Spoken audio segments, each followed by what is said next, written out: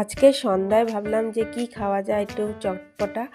তারপরে দেখো ঘরে ছিল ম্যাগি, তো ম্যাগি নিয়ে রেডি। তো এখন ম্যাগিটাই বানাবো আজকে সন্ধ্যায় টিফিন।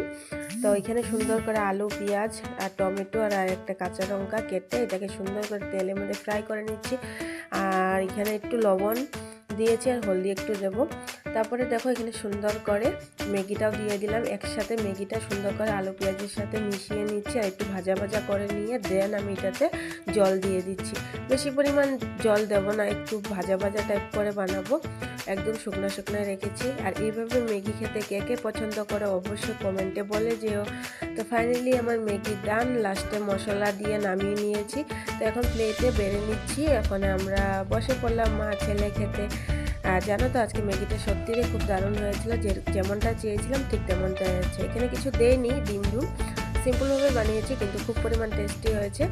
আর ছেলেও খেয়ে ভীষণ ভালো পেয়েছে। তো